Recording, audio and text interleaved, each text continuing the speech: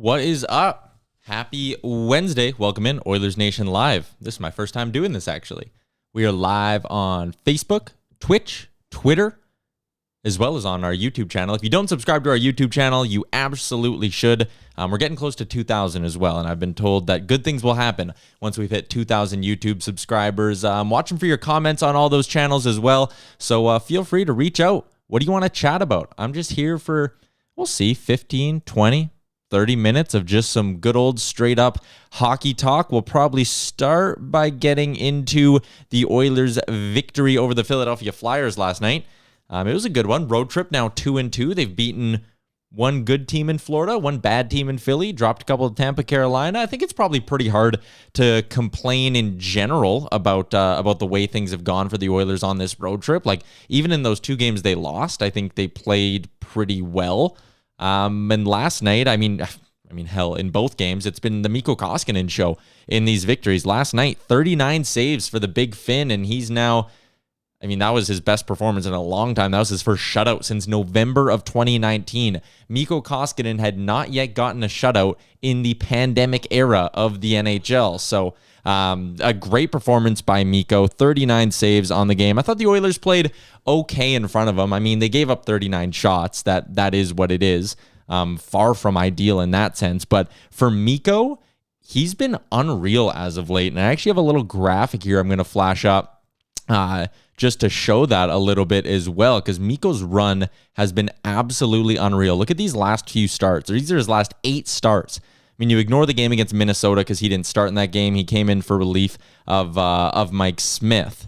But look at that. Against Calgary back on January 22, 936. And it goes 926, 933, 903, 889, 917, 936. And then the perfect 1,000 save percentage against the Flyers last night. And I actually went back and I took a peek at, just from January 1 on, kind of where Mikko ranks in the NHL. So since January 1st, there have been 33 goalies who have gotten 10 starts in the NHL. So 33 guys have been starters, you could call them. I know there's 32 teams, but still.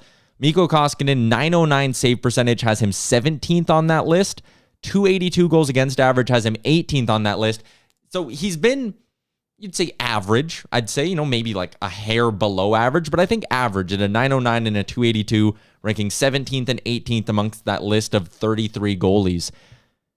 His record's 7-2-2 in that span. He's won 7 of his last 8 starts or something crazy like that. It's been a crazy good run from Mikko Koskinen, but the point I'm making there when I say he's been average is that that's all the Oilers need, and I think this really does solidify that. If they get average goaltending the rest of the way, if they can get anyone, whether it's Koskinen, Smith, Skinner, whoever, if they're average, Edmonton is going to win a hell of a lot more hockey games than they lose. I see James, it's a big FU to tip it. Looking at those starts I flashed up, though, Mikko's hot run goes back to before Tippett. I think the team in front of Mikko's playing better now under Woodcroft, and I have some numbers on that I'll share in a second, too. Jake said Benson wasn't on the ice today. Hopefully just a maintenance day. I'll get to some lineup stuff from their skate earlier today as well. But just focusing on that win over Philly, it was the Mikko show again. Like, they scored 3 goals, and that's been another thing too. When you go back over those wins, because Koskinen, the first shutout, he's basically was allowing 2 or 3 goals in each of those games. But if that's what he does every game, Edmonton's going to win a lot. On most games, their offense is going to get them 3, 4 goals. So if your goalie's giving up 2 or 3, you're going to win a lot more games than you lose. And I think this recent run from Mikko does just sort of solidify that. The Oilers do not need Igor Shesterkin between the pipes, which, by the way, the run he's on is bananas. In that same time span, January 1st on, just because I have those numbers in front of me, he has a 1.62 goals against average and a 952 save percentage. That's insane. This guy is he's a slam dunk to win the Vezina this year, in my opinion. I don't even know. We can check on PointsBet what his odds are to win the Vezina. I am going to talk a little betting later on this as well. But if he's plus money to win the Vezina, you should be throwing money on that. They have him at minus 150 now. But as of a couple weeks ago, I think you still could have gotten Shesterkin at like that plus 125, plus 150 range. Insane what Shesterkin's doing in the Rangers, or for the Rangers this year. I'm getting totally off topic though. I'm taking a look over at the Twitch chat here. I believe ZW Shark talking about Jacob Chychrun, saying that a certain someone has done a 180-degree turn on his original stance regarding Chychrun. Very, very interesting stuff today. Let me know what that guy's initial stance was on Chychrun. I'd be interested to know. I know Frank today on the Daily Faceoff show connected the LA Kings to Jacob Chychrun. I don't think he's a great fit for the Oilers. I mean, why would you not want a young left shot, top pairing D-man, cost controlled for the next few years? He's going to cost a ton. And I just don't know if Holland's going to pay that price to get a guy like Chychrun. I think they're in the market for a defenseman, though, and I'll get to a few potential targets there in just a second. Frosty Viking, I'd be okay with Klingberg also. The issue with going and getting Klingberg is he's a pure rental, and he's an expensive rental. I'll talk about rentals and stuff like that as well. But if the Oilers are going to go get a rental, I don't think they're in the give up a first for a rental. You know, like Tampa Bay when they went and got David Savard last year as a pure rental. They gave up a first-round pick for him because they felt like he was one of those missing pieces. You could argue they might have been able to win the Stanley Cup without him. But they went and they paid that price because they're a cup contender. I don't think the Oilers are in that space, especially when you take a look at the article Daniel Nugent-Bowman wrote over at The Athletic, where Ken Holland kind of said this run up until the trade deadline is going to dictate what he ends up doing at the deadline. And if they don't win games, he might be more inclined to stand pat. Over on Twitter, Shroom Sauce. Got to be at Philly yesterday for Mikko's big shutout. Schmitty signed my jersey. It was a blast. I think I saw you posting about that. That is awesome. Says Mikko was sharp. His pads come down fast. Had some of those Flyers looking at the sky. So there you go. First-hand look. Someone who was in the building at Wells Fargo. Did they still call it Wells Fargo, Shroom Sauce? I think they still call it Wells Fargo Arena. Anyway, first-hand account of Mikko's dominant performance over the Philadelphia Flyers. Eric in the Twitch chat, do they play today? No, they play tomorrow. Benny979. Interesting article today about Holland. Unsure what he wants to do at the deadline. I can see him just standing pat. And yeah, that was the Nugent Bowman article I was referencing. And I don't think it's unlikely. He's going to do something. I think Holland, as much as people like to kind of rip on him, I think he needs to give this group something, and I think he knows that. There's not much of a trade market right now. Like, no one's really getting moved at this point, outside of the few we saw with the Toffoli trade and stuff like that. But, like, there's not a long line of GMs itching to make trades right now. So I think as we get closer to the deadline, things will obviously heat up a little bit.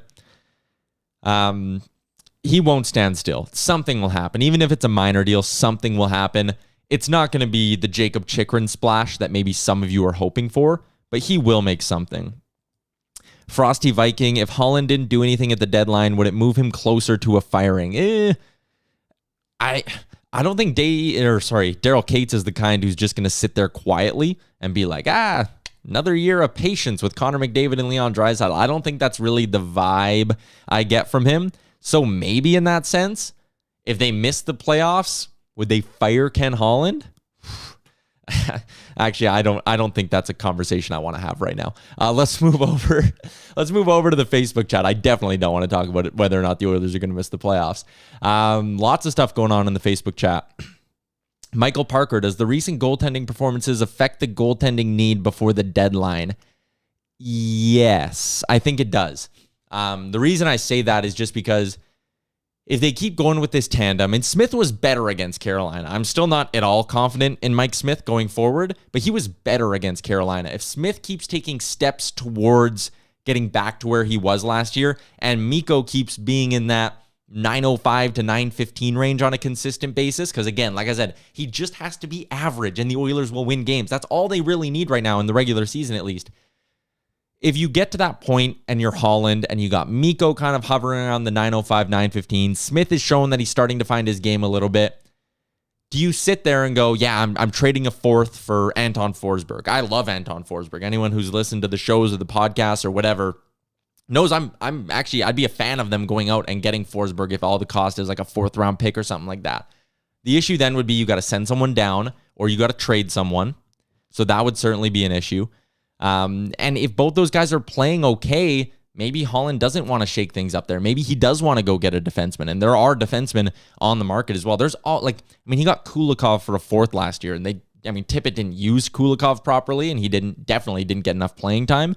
But maybe you just look to do something like that. I think that would be where I set the bar as like the bare minimum is going out and doing a Kulikov-like deal where you're giving up a fourth for a defenseman who comes in, rental, help out on the left side, give you some insurance there. Like, I don't hate the idea of playing Marcus Niemelainen more down the stretch. And then if Chris Russell's healthy too, you can kind of platoon on that left side. But I do think they could use some insurance there. You definitely don't want to be going into the playoffs with a rookie left defenseman. Or there's the idea that you trade Barrie and you find someone to come play the right side and give you like a good defensive shutdown option on the right side. But I actually think the last two games from Tyson Barrie have been two of his better games of the season. I think he's going in the right direction, and that's a good thing for the Oilers as well.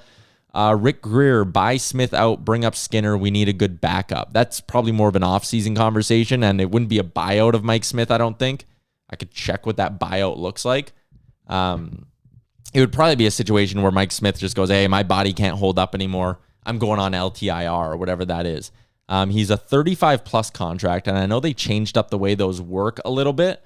Mike Smith buyout does save you some decent money. It would save you $1.6 million this upcoming season, and then it would cost you $833,000 the year after. So it's not like the worst thing in the world to look at a Mike Smith buyout, but we're probably getting ahead of ourselves there. Zach Wheel. He didn't think Chychrun was good defensively, nor that the Oilers willing to pay. Today, Stauffer says he's much more interested in Chychrun. Again, Holland said in that piece with Nugent Bowman that if he's going to get anyone, it's probably going to be cost controlled, right? Like he said, he's not giving up the first for rentals. And that's actually an interesting idea to me, and I'll dig into that right now. The idea of going after a guy with term, I see someone on Twitter as well, Oilers McDry, Oilers interested in Severson, another guy with term, right? He's got 4.1 on the cap for the next year. He struggles defensively, though I maybe wouldn't touch him. Versus a UFA, someone like a Calvin DeHaan, right? Holland doesn't want to give up big assets for a UFA, but the reality is they're going into an offseason where they don't have very much cap space.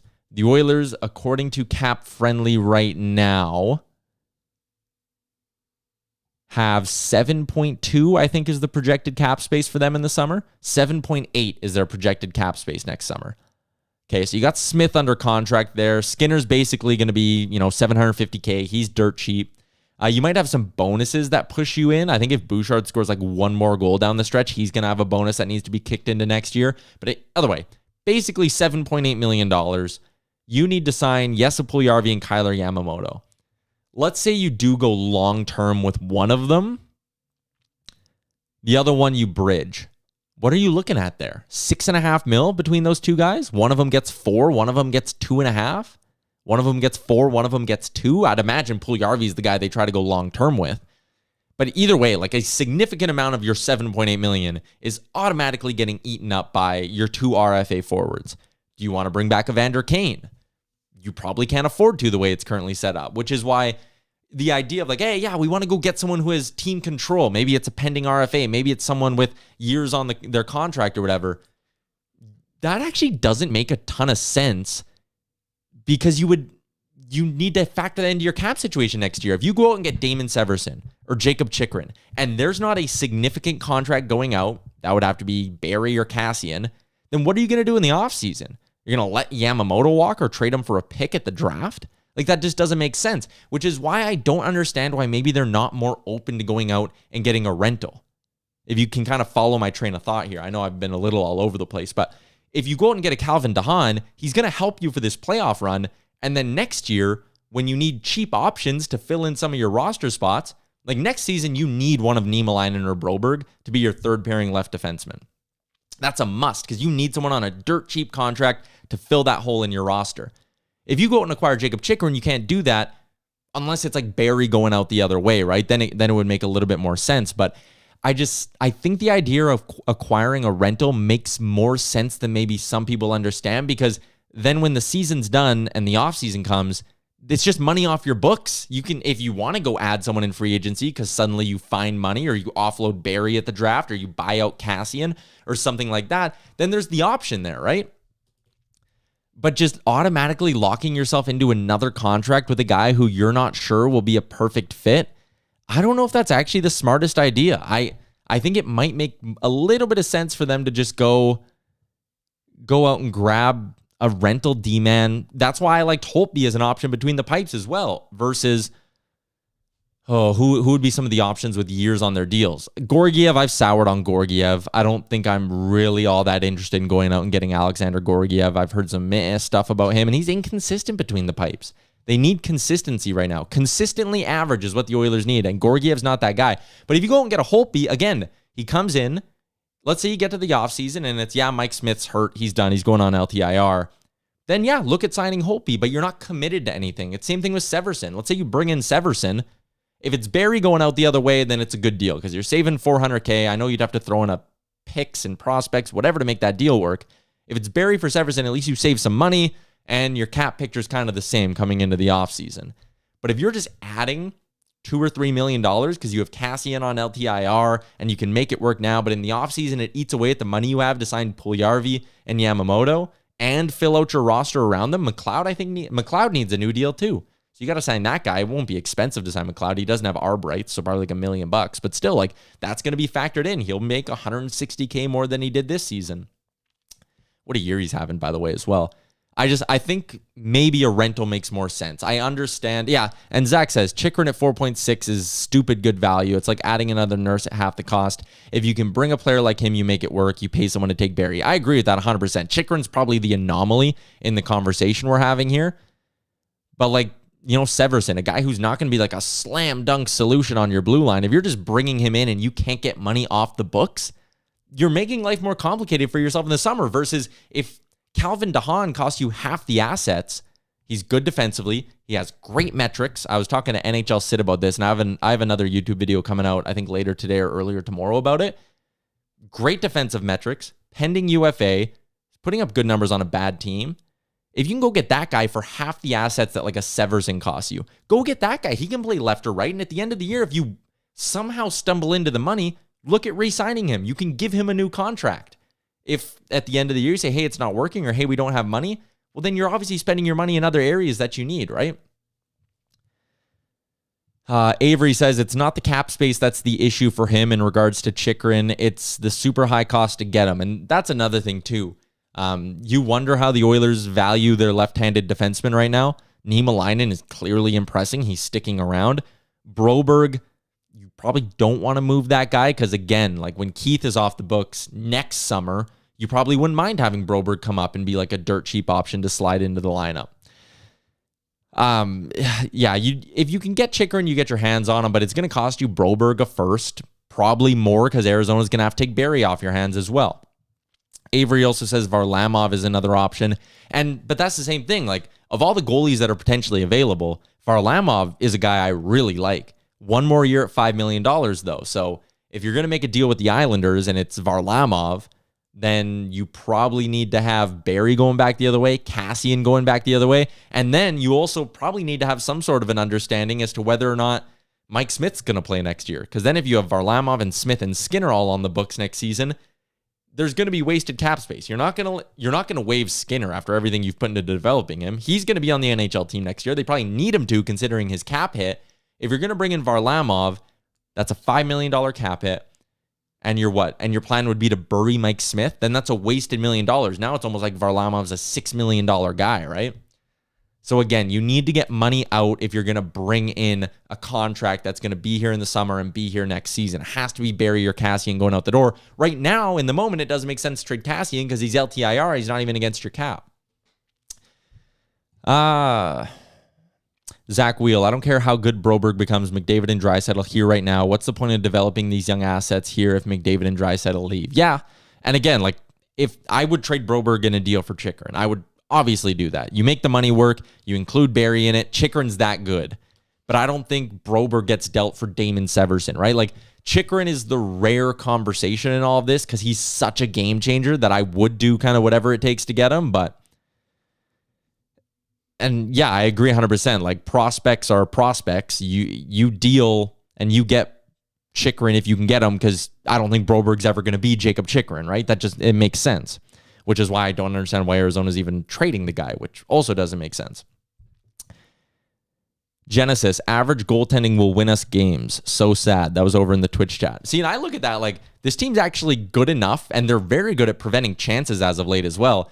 They're actually good enough in front of their goalies that all they need is average goaltending to win. If they had insert A-level goalie, Markstrom, Shesterkin, Freddie Anderson, whoever, it's hilarious that two of those three guys were free agents as of a couple of years ago or over the last couple of years.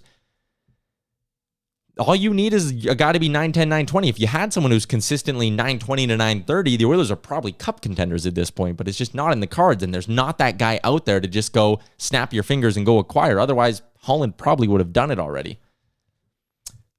Trade idea from Avery. Smith, Barrie, and maybe a second or third for Varlamov and Mayfield. Probably, or not probably, that's not even close from an Islanders perspective. Probably wouldn't have to include Smith in that. And the Islanders probably wouldn't take him anyways. But like Tyson Barrie, a first rounder, probably a prospect, gets you Varlamov and Mayfield, and probably a better prospect than some people think. They really like Scott Mayfield, as they should. Scott Mayfield's legit. But that's the kind of deal. Like if you can get rid of Barrie and it's a Scott Mayfield coming back, $1.4 million next season or whatever he is, a good defensive defenseman. He can play heavy minutes. He can be comfortable lower in your lineup. Scott Mayfield would be an awesome addition for this team. Are the Islanders going to move that guy? That's one question. It would cost a lot to get him, and would they take money back? Because if you're going to get Mayfield and Barrie isn't going out the door, then what are you going to do on the right side? You're going to do the 7 defenseman approach, but instead of loading up with lefty, you're going to load up with righty, but then you have $4.5 million Barrie potentially not playing a lot, or Bouchard not playing a lot, or it just doesn't really work. If you're going to get a right D, I like Mark Pysyk in Buffalo as well. I think as a buy low acquisition, why not? If you could trade Barrie for Pysyk, I think you do it in a heartbeat just because, one, you're getting a good defenseman now, and also your books are clear in the summer. You lose that $4.5 million cap of Barrie, right? Shroom Sauce, Smith is no one's trade target as much as I love him. Yeah, no one's touching Mike Smith. Not at all. I don't think he'll play for another NHL team other than the Oilers, right? Like next year, he's either dipping out because he's hurt or he's coming back to Edmonton for another year. Talking the Twitch chat about Giordano. I'm not touching Giordano. A Benny 979. What about Raquel? Hell yeah. You go get Rickard Raquel. Makes no sense, but I love him. Brandon Hagel. Makes no sense, but I love him. Like you're not like Frank's talked about teams are offering a first and a prospect for Hagel, and there's not a deal done, which means like the Hawks might be looking for more than that. It's insanity how high teams are valuing these. You call them the next Coleman or Goudreau's, right? Anyways, I got to wrap this up right away. 24 minutes. This flew by. I'm definitely going to do it again next week. Maybe I'll do it more often than once a week as well if people like that. Great engagement as well. I love the fake trade proposals too. There were a couple of questions on Twitter that I got earlier in the day that I want to get to quickly before we wrap this thing up. Electronic Jordan floated this one in with his recent performance. Jake DeBrusk priced himself out of a potential trade for the Oilers, hasn't he? Yeah, I would argue that he was potentially never even in range for the Oilers. Like a lot of people like to spitball the Yamamoto for DeBrusk swap. But from an Edmonton perspective, it almost doesn't make a ton of sense to do that just because DeBrusk's qualifying offer is going to be way higher. You could sign Yamamoto for cheaper this coming off season. And I don't think Boston even does that. I think Boston might be looking for a little bit more out of a potential Jake DeBrusk deal. Brock on Twitter sent in a whole string of questions earlier in the day. What type of goalie do the Oilers need to be a cup contender? I kind of touched on that. If they're going to be a cup contender, you would want a Markstrom type, a guy who can steal you a series, 920, 930 range on a consistent basis. That guy's not out there. So that's not how the Oilers are going to be cup contenders, right? He also said, who do you hope the Oil land at the deadline? I'm really big on Calvin DeHaan right now. He's kind of my flavor of the week. I think DeHaan would just be a fantastic fit. I love Mayfield. I think a deal there is a little bit harder to make. I don't hate the idea of Mark Pesic as a blue liner to come in. I see a mod right now asking in the Facebook chat, what about Halak? He's been awful with Vancouver. Halak actually has a no trade clause, and I've heard he has very little interest in leaving Vancouver. He signed there for a reason. There's a reason he wanted the no trade clause kind of thing. The last question I had sent in earlier today on Twitter was from Andrew. I know you mentioned the Oilers potentially not making a significant move in net. So what do you foresee the Oilers doing with Mike Smith, especially with Koskinen playing well as of late?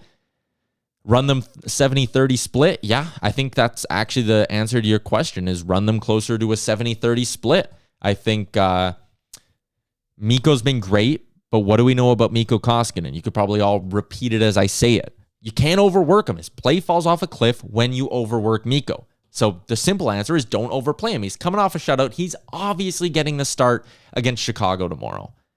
They would be fools if they didn't start him coming off a shutout, although the last guy that got a shutout got sent down to the minors. You start him against Chicago, and if he gets a shutout, okay, you start him again against Montreal. But anything other than a shutout, I think you give Mikko the game off against Montreal, because Montreal's garbage. I know they were hot for a little, Marty St. Louis, new coach bump, blah, blah, blah. I go Mikko Thursday against Chicago. I go Mike Smith Saturday. And then you got your new number one, Mikko Koskinen, going Monday night, Battle of Alberta, which is probably your last chance to even have a sliver of a hope of catching the Flames for top spot in the division. Top spot in the division, probably out of reach anyways, if we're being honest. Like, Calgary's just kind of cleared the pack. They're sitting at 70 points right now in 52 games. Edmonton 7 points back of the Flames, and they've played 2 more games than Calgary. So it's just probably not happening. I do need to wrap this thing up here because I see my phone is ringing like crazy, so I got to jump on another thing here. Probably not catching them. Wrap up with my betting talk. I didn't get to like half the stuff I wanted to get to today, actually. This flew by, and it's like 27 minutes already, and it flew by. So betting tonight, the NHL slate, Buffalo, Toronto. If you can find any sort of value on Toronto, I would bet on them. I think their offense finds a way to keep rolling. My daily faceoff play in that game was Mitch Marner over 1.5 points. He has 3 straight multi-point games. I think he'll keep rolling. What else we got here? St. Louis, New York. I don't have anything there. Those are 2 pretty good hockey teams. LA, Dallas. As an Oilers fan, you are definitely rooting. Oh, actually, who are you rooting for in that game? I think you're rooting for Dallas. I think if you're an Oilers fan, you want LA to lose because then you could catch them with a win tomorrow against Chicago. And the door is still open for the Oilers to have home ice in the first round of the playoffs. So I think you're rooting for for Dallas in that hockey game. And later tonight, Nashville takes on Seattle. Seattle plus 155, Nashville minus 186 on the money line. Don't bet them on the money line if you're going to bet them. I don't think the juice is worth the squeeze there, but they're like minus 110, minus 115 in regulation. That was actually my second daily faceoff play, was taking Nashville in regulation. Okay, I got to wrap this thing up. Thanks to everyone who tuned in. Thanks for all the comments as well. If you guys liked this, I will definitely do it again in the future. Shout out for sending in the trade proposals and all that good stuff as well. Thanks for commenting along. This has been Oilers Nation Live, Wednesday, March 2nd. Caroline and I will be live on all these channels tomorrow, 1 o'clock, to preview Oilers Hawks as well. So enjoy your day. We'll chat.